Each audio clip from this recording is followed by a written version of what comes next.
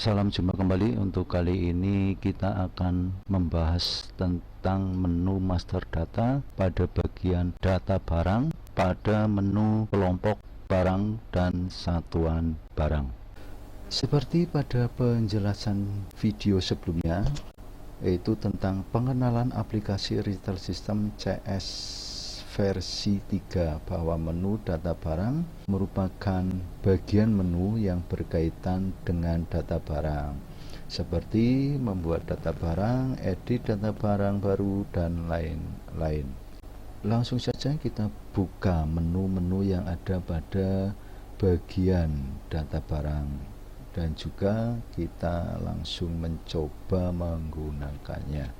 Yang pertama adalah menu kelompok barang. Menu kelompok barang berfungsi untuk menampilkan data kelompok barang. Kemudian, kelompok barang merupakan bagian dari data barang yang berfungsi untuk mengelompokkan data barang seperti kelompok sembako, minuman, snack, sabun, dan lain-lain. Oke, kita buka menu kelompok barang ini. Untuk membuka kelompok barang terdapat dua cara, yaitu dengan klik tombol menu kelompok barang atau dengan tombol kombinasi Ctrl plus K pada keyboard.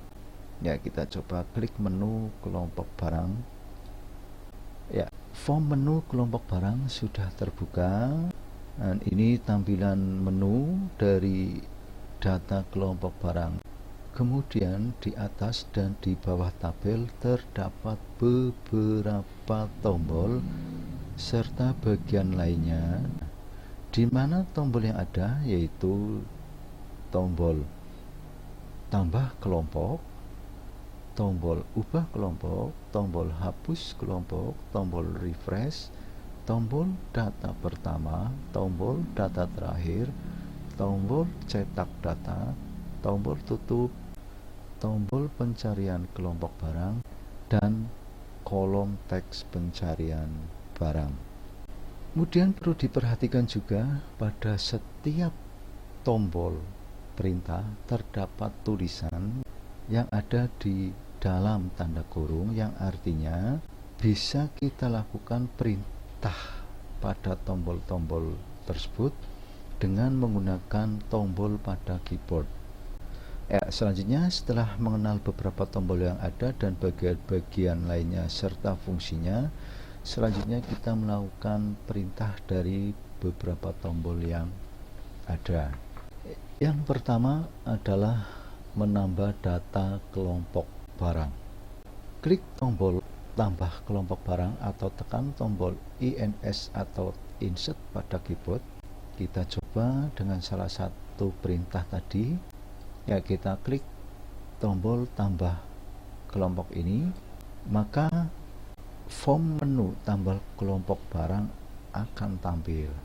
Ya, dapat kita lihat pada tampilan terdapat 3 kolom, dan 3 kolom tersebut adalah kolom kode yang fungsinya untuk memasukkan kode kelompok, kemudian kolom barang untuk memasukkan nama kelompok barang, dan kolom jenis kelompok untuk menentukan dari jenis kelompok yang akan kita buat.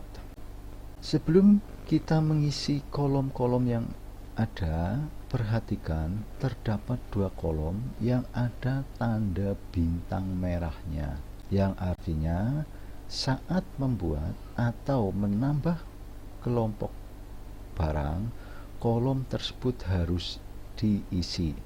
Selanjutnya kita isi kolom-kolom yang ada. Yang pertama adalah kolom kode. Kolom kode digunakan untuk mengisi kode kelompok dan harus berupa angka. Bisa dilihat di kolom kode sudah terisi angka, dan kode ini otomatis terisi mengikuti atau mengurutkan dari kode sebelumnya yang sudah ada. Tapi jika ingin membuat kode sendiri juga bisa. Yang penting tidak sama dengan kode yang sudah ada. karena jika sama maka nanti data yang kita buat tidak bisa disimpan, dan ini harus diperhatikan. Ya, dapat kita lihat pada kode kelompok di situ tampil angka 46 yang artinya pada tabel data kelompok itu sudah terdapat 45 data kelompok barang, atau kode yang terakhir adalah kode 45. Selanjutnya adalah kolom kelompok barang, yaitu untuk memasukkan nama kelompok barang.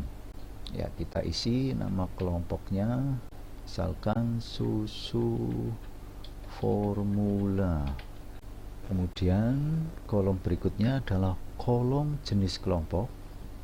Ini untuk menentukan dari jenis kelompok yang akan kita buat. Ya, di situ sudah tampil pilihan, ada retail, ada jasa, ada peralatan, ada bonus atau hadiah. Ya, karena ini adalah untuk data kelompok barang dan jenisnya dari retail, kita pilih retail. Ya, kolom-kolom pada form tambah kelompok sudah kita isi. Ya, selanjutnya simpan data. Kita klik tombol simpan atau tekan tombol Ctrl+S pada keyboard. Ya, data sudah tersimpan, namun form tambah kelompok barang masih tampil, dan ini menandakan atau menginformasikan jika kita ingin menambah data lagi, dan jika tidak maka kita tutup form ini dengan klik tombol tutup atau tekan tombol ESC pada keyboard. Ya, itu adalah cara membuat atau menambah data kelompok baru. Selanjutnya yang kedua, tombol perintah yang kedua adalah mengubah data kelompok. Sebelum kita melakukan perintah atau mengubah data kelompok barang, kita pilih salah satu kategori barang yang akan kita ubah. Ya, misalkan kita pilih susu formula, kemudian kita klik tombol ubah atau tekan tombol F2 pada keyboard, maka akan tampil form edit kelompok barang. Selanjutnya ubah data dengan cara mengubah pada kolom kode atau kolom kelompok barang atau pada jenis kelompok.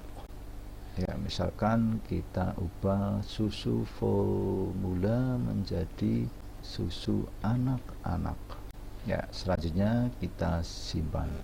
Namun jika kita tidak ingin menyimpannya, kita bisa langsung menekan tombol tutup atau ESC. Ya, kita simpan saja. Ya, di situ ada informasi data perubahan sudah tersimpan. Klik OK. Ya, itu adalah cara mengubah data kelompok. Selanjutnya yang ketiga adalah menghapus data kelompok, yaitu menghapus data kelompok barang. Sebelum menghapus sebuah data kelompok harus diperhatikan pada tabel data pada bagian kolom jumlah barang. Jika jumlah pada kolom jumlah barang itu adalah 0 atau kosong, maka data tersebut bisa dihapus. Tapi jika ada nilainya atau tidak 0, maka data tersebut tidak bisa kita hapus. Hal ini karena data kelompok yang akan kita hapus masih dipakai sebagai bagian dari data barang. Ya, kita coba menghapus salah satu, misalkan untuk data yang masih ada nilainya. Misalkan kopi teh, kita klik tombol hapus atau tekan tombol delete pada keyboard. Ya, di situ akan tampil tombol konfirmasi apakah Anda yakin mau menghapus data ini, kemudian pilih yes. Ya, kita lihat di situ akan muncul form error dan menampilkan informasi kelompok tersebut masih dipakai untuk data barang. Ya, itu untuk data kelompok yang masih ada nilainya. Kemudian kita coba hapus untuk data kelompok yang nilainya 0. Ya, kita klik tombol hapus atau tekan tombol delete pada keyboard, kemudian pilih yes. Nah, tidak tampil form error, artinya data ini sudah terhapus. Selanjutnya yang keempat, kita langsung pada bagian atau tombol cetak data, di mana cetak data ini fungsinya untuk melakukan perintah cetak data kelompok barang. Dan ini harus diperhatikan karena nanti juga di menu-menu yang lainnya akan sama. Jadi di sini harus diperhatikan. Untuk melakukannya, kita klik tombol cetak data ini atau tekan tombol Ctrl P pada keyboard. Kita lihat di situ tampil menu preview, menampilkan dari daftar kelompok barang. Ya, kemudian di sini ada dua perintah utama yang biasa dilakukan, yaitu perintah cetak. Nah, ini ikonnya dengan ikon print, dan penyimpanan data atau save. Ya, kita coba melakukan perintah cetak data. Ya, kita klik tombol print ini atau tekan tombol Ctrl P pada keyboard. Kita klik. Ketika kita klik, maka akan ditampilkan form setting printer ini.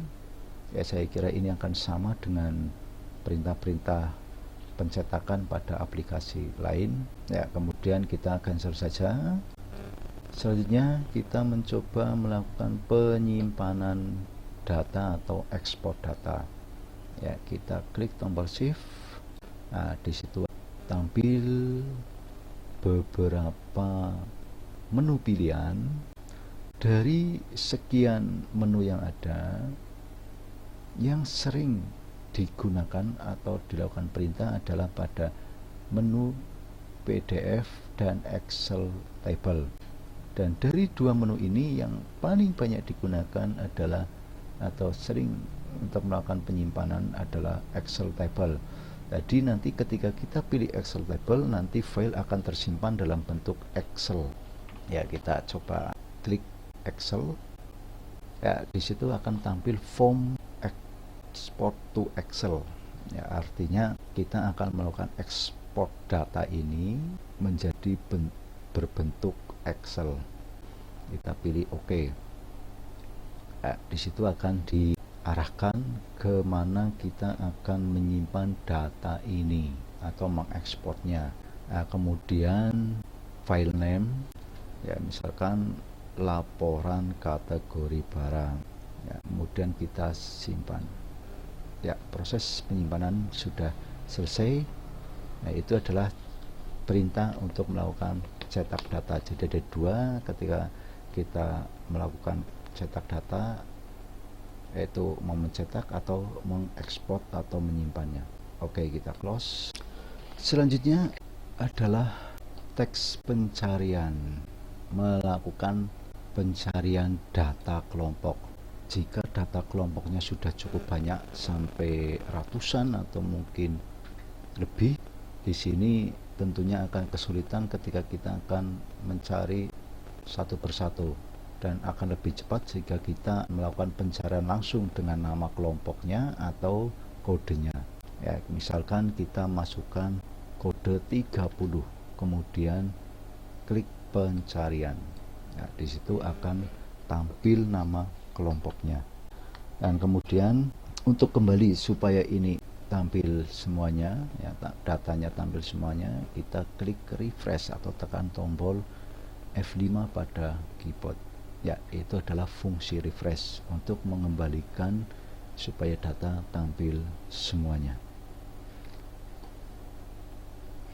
Ya, itu adalah tentang data kelompok barang.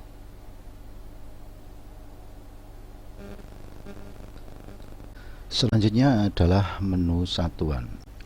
Menu satuan berfungsi untuk menampilkan data satuan barang. Satuan barang juga digunakan oleh data barang untuk membuat data barang, di mana masing-masing data barang memiliki satuan yang berbeda-beda seperti pieces, botol, kilogram, bungkus, pack, dan lain-lain. Oke, langsung kita coba membuka menu satuan barang. kita klik tombol menu satuan barang atau tekan tombol Ctrl+T pada keyboard. Ya, form data satuan barang sudah tampil. Kemudian dapat kita lihat tampilan dari data satuan barang hampir sama dengan tampilan pada data kelompok barang. Begitu juga dengan tombol-tombolnya dan bagian lainnya. Oke, selanjutnya kita mencoba membuat atau menambah data satuan baru. Ya, kita klik tombol tambah satuan atau tekan tombol insert pada keyboard. Lalu menu tambah satuan sudah tampil, dan perhatikan di mana pada menu tambah satuan terdapat dua kolom. Yang pertama, kolom kode satuan. Untuk kode satuan bisa kita isi angka atau kombinasi angka dengan huruf atau huruf saja. Ya, misal DS20. Lalu kolom deskripsi kita isi DUS20. Kemudian setelah dua kolom diisi, lalu kita simpan. Ya, data satuan baru sudah tersimpan. Lalu perhatikan juga pada saat data sudah tersimpan, form tambah satuan masih tampil. Hal ini sebagai konfirmasi atau tawaran apakah mau membuat atau menambah data lagi atau tidak. Jika tidak, maka kita klik tombol tutup atau ESC. Ya, itu adalah cara membuat atau menambah data satuan baru. Selanjutnya, karena semua fungsi tombol dan beberapa bagian sudah dijelaskan di menu data kelompok barang, maka dari itu di sini tidak perlu dijelaskan lagi. Yang membedakan hanya pada namanya saja, yaitu kelompok dan satuan. Ya, itu adalah penjelasan tentang menu data satuan. Selanjutnya, setelah tadi kita membahas tentang menu data kelompok dan data satuan barang, kita akan membahas tentang data barang, di mana fungsinya untuk menampilkan data barang, mengontrol harga barang, mengontrol stok barang, melihat total aset omset barang, dan lain-lain. Selain itu juga sebagai menu yang digunakan untuk membuat atau menambah data barang, mengubah data barang, mencetak data barang, dan lain-lain. Untuk menampilkan atau membuka, kita klik menu barang. Ya, menu data barang sudah tampil. Di sini bisa kita lihat tampilan dari menu data barang begitu banyak bagian dan tombol yang ada.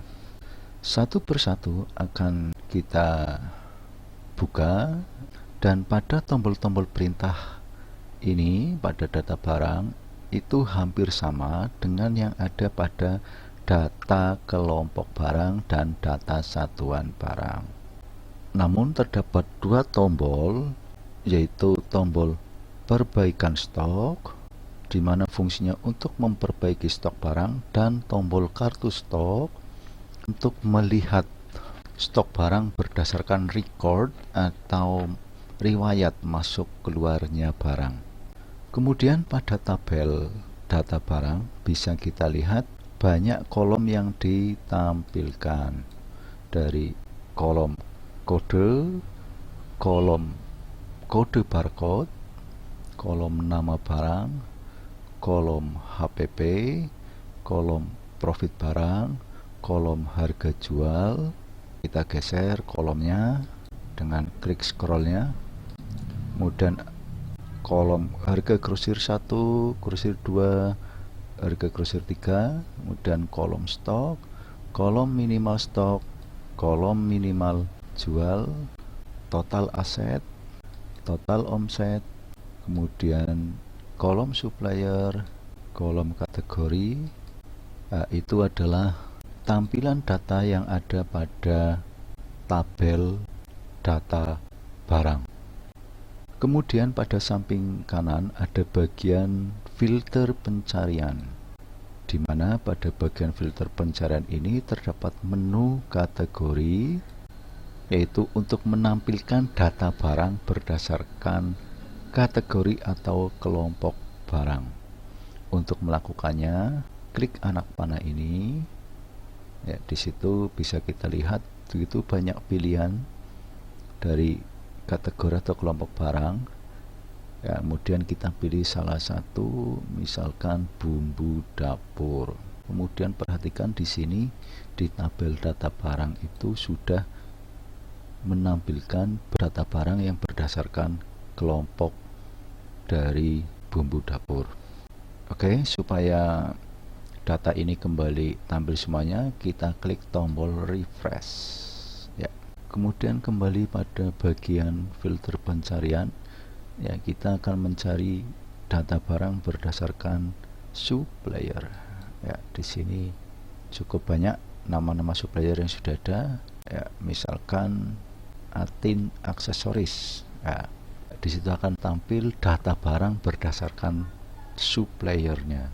Ya, selanjutnya kita refresh terlebih dahulu supaya data barang tampil semuanya. Oke, sudah kita refresh. Kemudian masuk ke bagian filter pencarian lagi, yaitu tentang status barang. Ya, di sini tampil status barangnya adalah aktif. Nah, di sini kita klik anak panahnya. Nah, di situ akan tampil 3 pilihan, yaitu aktif, tidak aktif, dan semua. Ya, kita coba pilih yang tidak aktif. Ya, di situ ketika kita pilih tidak aktif, karena mungkin ini masih data barang baru, jadi data barang yang tidak aktif belum ada. Ya, kemudian pilihan berikutnya adalah semua. Ya, kalau semua itu artinya barang yang aktif dan tidak aktif itu akan tampil. Dan jika ada barang yang tidak aktif, nanti dia akan ikut tampil dan akan berwarna pink atau berbeda dengan data lainnya. Ya, itu adalah bagian yang terdapat pada filter pencarian barang. Kemudian selanjutnya bagian tampilan data. Di sini untuk menampilkan data barang berdasarkan harga dan stok. Selanjutnya yang kedua berdasarkan stok barang. Ya, berdasarkan stok kita pilih pada bagian ini, dan kemudian kita lihat di situ akan tampil atau akan berubah tampilan menjadi warna pink. Kemudian bisa kita lihat di bagian bawah ini total aset dan omset itu menjadi min. Ya, kenapa tampil seperti ini? Ini untuk membedakan bahwa terdapat selisih. Ya, untuk barang-barang yang stoknya selisih itu akan tampil berbeda. Ini untuk memudahkan bagi kita sebagai pengguna untuk membedakan atau untuk mencari atau menyeleksi barang yang stoknya min. Kemudian pada bagian samping stok ini terdapat tanda anak panah yang kemudian kita klik. Di situ akan tampil beberapa ikon atau tanda. Yang pertama adalah tanda lebih kecil sama dengan. Artinya kita bisa mencoba misalkan lebih kecil sama dengan min 1. Kemudian kita pilih cari. Nah, di sini yang data barangnya min 1 ke atas, min 1, min 2, min 3 sampai yang terbesar itu akan tampil. Kemudian sama dengan, misalkan sama dengan 1. Ya, ini artinya untuk data barang yang memiliki stoknya cuma 1, ini akan tampil. Jadi yang stoknya 1 itu akan tampil. Kemudian kita pilih lebih besar sama dengan, kita coba 10, misalkan 10. kemudian klik pencarian.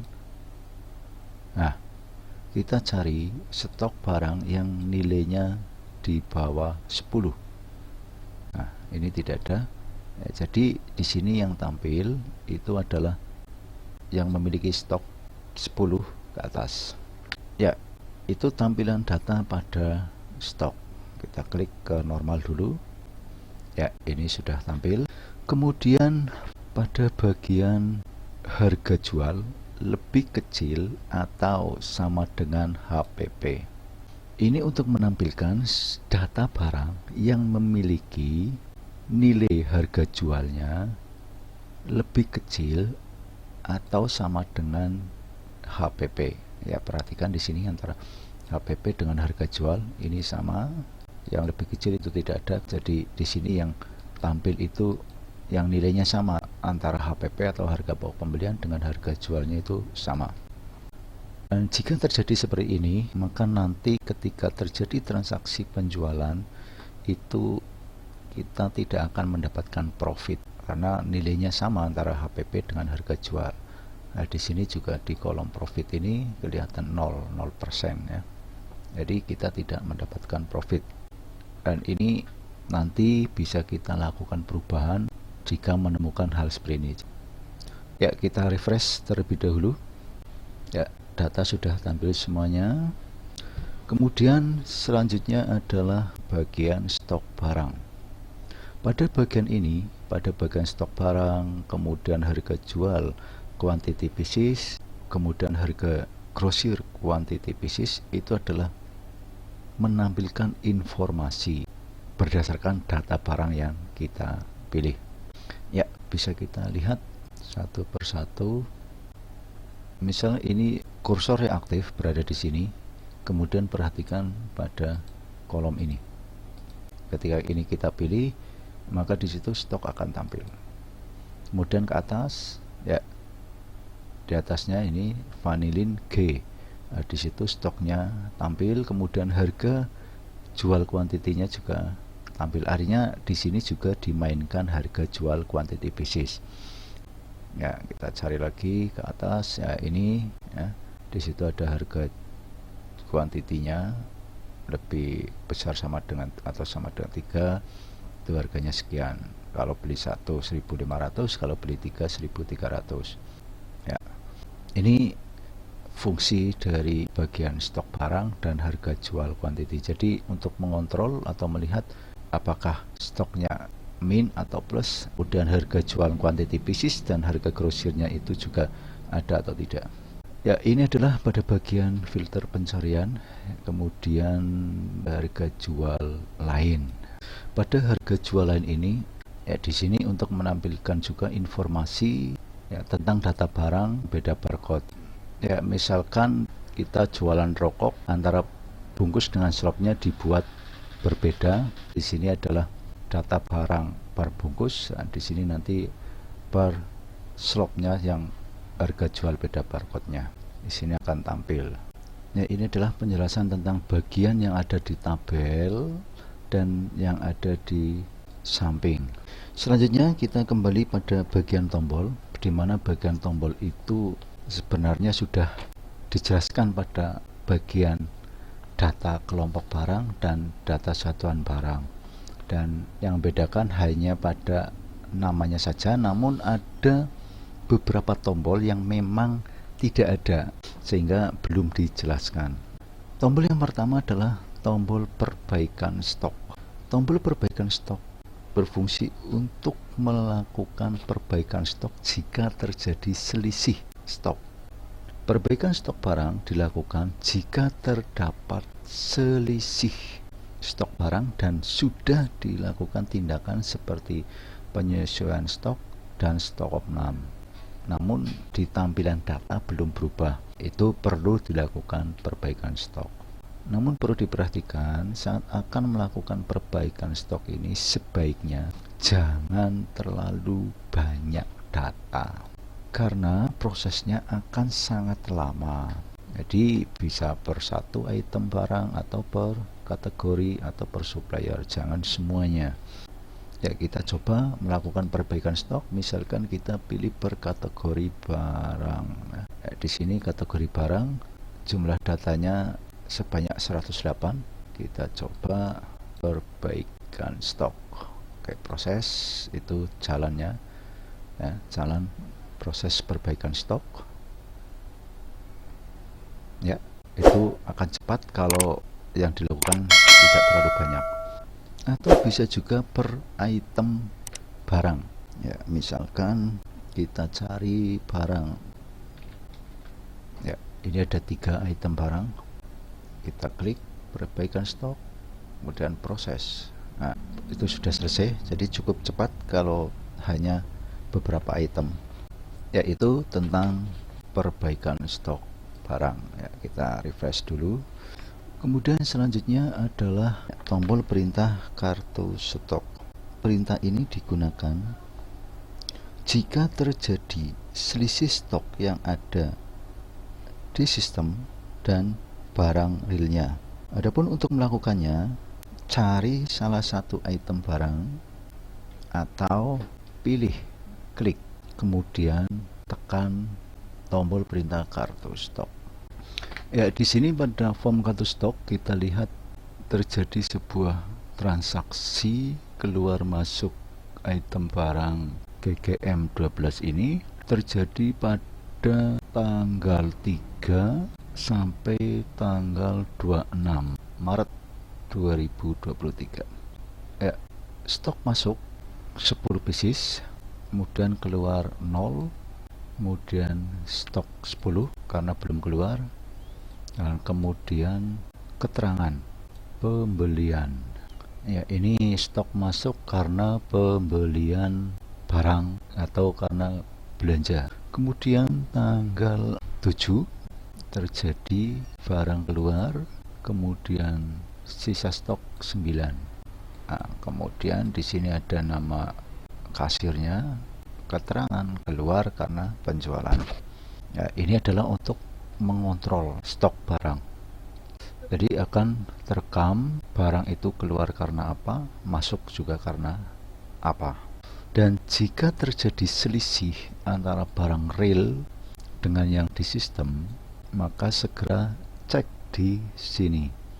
Misal tercatat di sistem stoknya ada 7, namun pada barang real itu ada 5. Kita lihat di kartu stok ini, apakah yang 2 itu keluar karena transaksi atau tidak.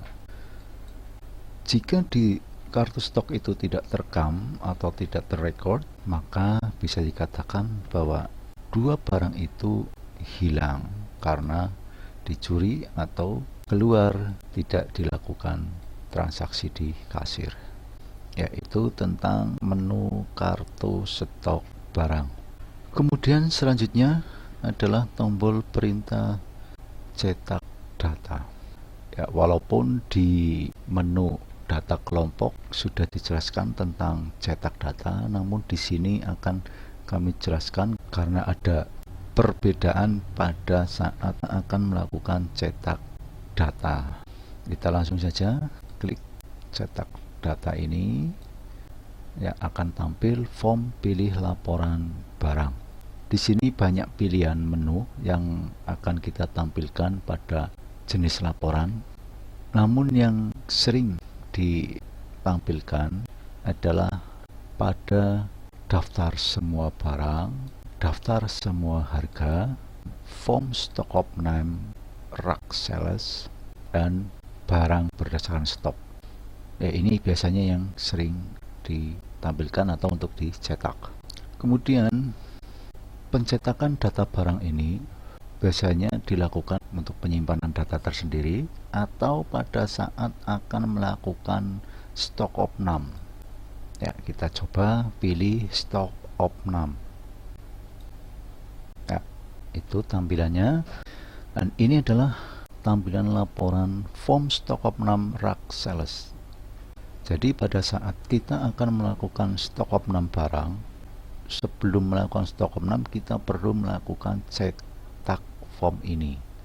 Hal ini akan mempermudah kita pada saat melakukan perhitungan dan juga pada saat melakukan penginputan hasil stok opnam.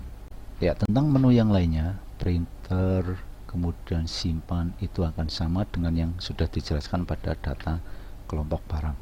Ya, kita close. Nah, kemudian kita batalkan, yaitu adalah perintah tentang cetak data pada menu data barang ini. Selanjutnya adalah bagian menu barang yang tersembunyi, yaitu menu yang tersembunyi dan cara menampilkannya dengan melakukan perintah klik kanan pada mouse di tabel barang ini. Ya, kita langsung coba klik kanan mouse-nya. Ya, di situ akan tampil beberapa menu dan banyak menu yang sudah ada, namun ada salah satu menu yang tidak tampil pada tampilan form data barang, yaitu menu penyesuaian stok barang. Menu penyesuaian stok barang ini adalah untuk melakukan penyesuaian stok data barang jika terjadi selisih. Kemudian untuk melakukan penyesuaian stok barang, kita bisa melakukan perintah dengan menekan tombol F8 pada keyboard. Ya, kita coba tutup, kemudian kita pilih salah satu item barang yang akan kita melakukan stok. Ya, misalkan ini, kemudian tekan tombol F8. Yaitu tampilan dari form penyesuaian kuantiti barang. Kemudian kita perhatikan di sini pada form ini ada kolom nama barang. Ya, untuk kolom nama barang ini sudah tampil sesuai dengan pilihan tadi ketika kita milih barang yang akan kita sesuaikan. Kemudian kolom kuantiti sesuaian, kemudian di sampingnya ada kolom pieces, ya, satuannya pieces. Kemudian di bawahnya ada kolom jumlah stok, kemudian ada kolom kuantiti konversi, dan yang terakhir kolom keterangan. Kemudian cara melakukannya, ini perlu kita perhatikan. Misal terjadi sebuah selisih stok pada data barang antara barang real dengan stoknya, misalkan barang realnya itu stoknya adalah 35, kemudian di sistem itu tertulis 33, maka untuk menyesuaikan itu di kolom quantity tinggal masukkan angka 2. Kemudian lihat pada kolom jumlah stok ini akan berubah menjadi 35 sesuai dengan barang real yang ada di rak ataupun di gudang. Setelah ini disesuaikan, kemudian isi keterangan. Isi keterangannya misalkan SO, kemudian simpan. Nah, kita cek, di sini stoknya jadi 35. Itu jika terjadi selisih plus. Gimana jika terjadi selisihnya adalah min? Kita pilih barangnya, misalkan di sistem itu stoknya adalah 35, tapi barang realnya itu adalah 33. Maka cara pengisian di kolom kuantiti sesuaian adalah min 2. Kemudian pada keterangan kita isi SO, kemudian kita simpan. Ya, di informasi stok ini sudah berubah menjadi 33.